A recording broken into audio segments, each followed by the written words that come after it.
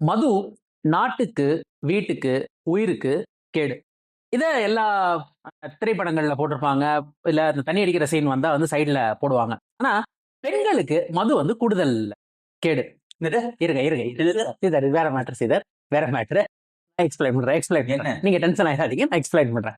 சிவா, அது எல்லாருக்கும் கேடு. நீங்களே சொல்லிட்டீங்க. அதுக்கப்புறம் எப்படி அது கூடுதலா பெண்களுக்கு கேடு அப்படிங்கறத சொல்லுங்க. ஓகே. மது வந்து ஆண்களுக்கும் பெண்களுக்கும் உடல் ரீதியா பல பாதிப்புகளை ஏற்படுத்துங்கிறதுல எந்த மாற்றமும் இல்லை. நம்ம வந்து அதை சேலஞ்ச் பண்ணவே இல்லை.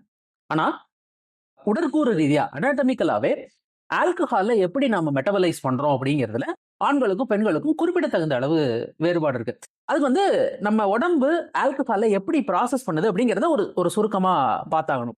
நம்ம எல்லாருமே வந்து இந்த ஆல்கஹால் உடம்புல ஏற்படுத்தக்கூடிய எல்லா தீய விளைவுகளுக்கும் ஆல்கஹால் தான் காரணம் நினைச்சிட்டு இருக்கோம். உண்மையில ஆல்கஹாலை மெட்டபலைஸ் பண்ணி உடம்பு ஏற்படுத்தக்கூடிய பொருள் தான் பிரச்சனை.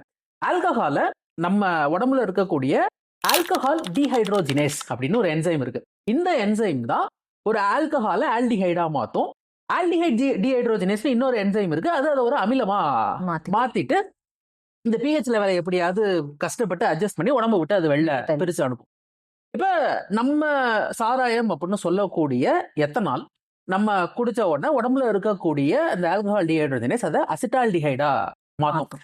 நம்ம ஒரு மது அருந்தினத்துக்கு அப்புறம் நம்ம உணர்ற அந்த நிறைய பின்விளைவுகளுக்கு இந்த ஆல்டிஹைடு தான் காரணம். ஏன்னா இந்த இந்த ஆல்டிஹைடு தான் நம்ம உடம்பு வந்து ரொம்ப தீவிரமான நச்சு பொருளா பார்க்கும்.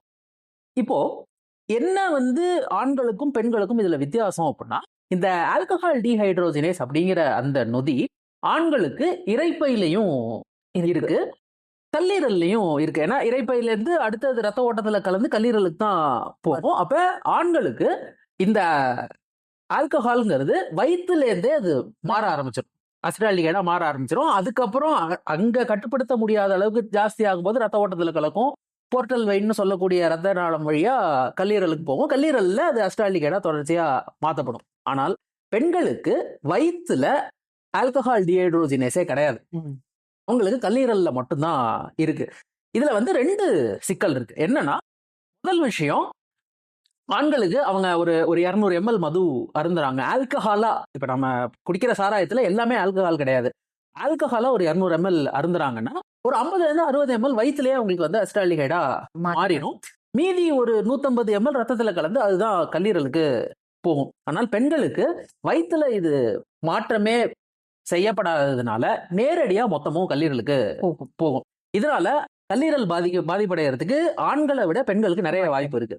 2வது, பாடி மாஸ் வைஸ் நம்ம எடுத்தாலும் நம்ம இந்த 200 ml வந்து ஒரு ஆணுக்கும் பெண்ணுக்கும் கொண்டு போது ஒரு பெண் வந்து கூடுதல் சதவிகிதம் தான் ஆல்கஹாலை உட்கொள்றாங்க. அடுத்ததா, இந்த நிதானம் தவறுற நிலைமை இருக்கு இல்லையா, மூளை வரைக்கும் ஆல்கஹால் போய் அப்பதான் நம்மளுக்கு அந்த நிதானம் தவற ஆரம்பிக்குது. அந்த நிதானம் தவறுற அளவும் நேரடியா இது ரத்தத்துல கலக்கிறதுனால ரொம்ப சீக்கிரம் அவங்க வந்து நிதானத்தை இழந்துருவாங்க பெண்கள் ஆண்களை விட. இது 2 பேருக்குமே கல்லீரலை மோசமா பாதிப்படைய செய்து இனப்பெருக்க சிக்கல்களை உருவாக்குது அப்படின்னாலும் பெண்களுக்கு இந்த இந்த ஆல்கஹால் டீஹைட்ரோஜினேஸ் வயிற்றுல இல்லாததுனால இன்னும் அதிகமான கல்லீரல் சேதமும் இன்னும் அதிகமான அது இன்னும் குறைவான நேரத்துல அவங்க நிதானம் இழக்கிறதும் நடக்குது. இது வந்து மேலோட்டமா பாக்குறதுக்கு நம்ம பெண்கள் குடிக்க கூடாது அப்படின்னு சொல்ற மாதிரி இருந்தாலும் நம்ம இங்க வந்து கலாச்சார காரணங்களை நம்ம பேசவே இல்லை.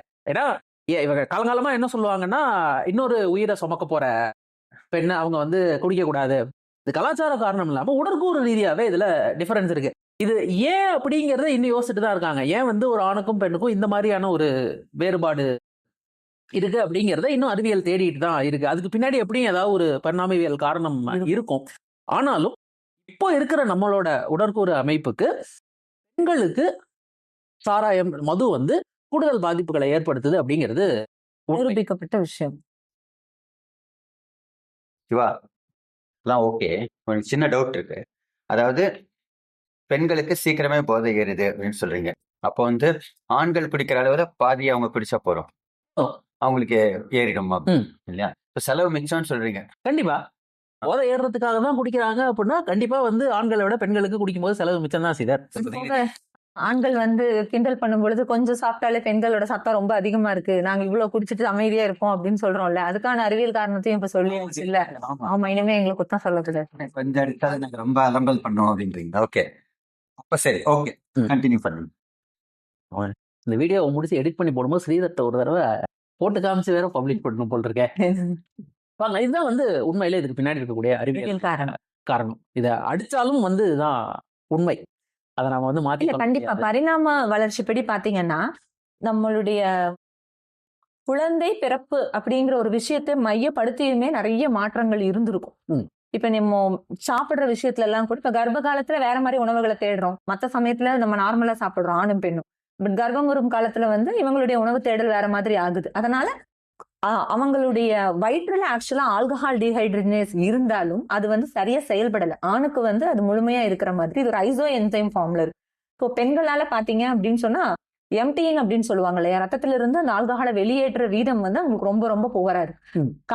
கல்லீரலுடைய செயல்பாடு 2 பேருக்குமே சமமா இருந்தாலும் இந்த வயிற்றினுடைய செயல்பாடு ஆல்கஹாலை எப்படி வந்து அது மெட்டபலைஸ் பண்ணுதுங்கிறது டோட்டலா இவங்க புவரா இருக்கிறதுனால கண்டிப்பா அவங்களுக்கு வந்து உடல் ரீதியா அதிகமான சிக்கல்கள் தான் சீக்கிரம் ஏறிடும், பொறுமையா இறங்கும். கண்டிப்பா அவங்களால வேகமா வெளியேற்ற தள்ள முடியாது. அதே போல நீங்க முன்னாடியே சொன்ன மாதிரி அனஸ்தீசியா மாதிரி தான், பாடி வெயிட்டுக்கு தகுந்த மாதிரி தான் டோசேஜ் இருக்கும் இல்லையா. ம். கண்டிப்பா வந்து அவங்களுக்கு இது கூடுதலான நெகட்டிவான விளைவுகளை தான் தரும் அப்படிங்கிறதுல நல்ல ஒரு புரிதல் இப்ப இந்த வீடியோவை பார்த்து வந்திருக்கும்னு நினைக்கிறேன். நிச்சயமா. நன்றி. நன்றி.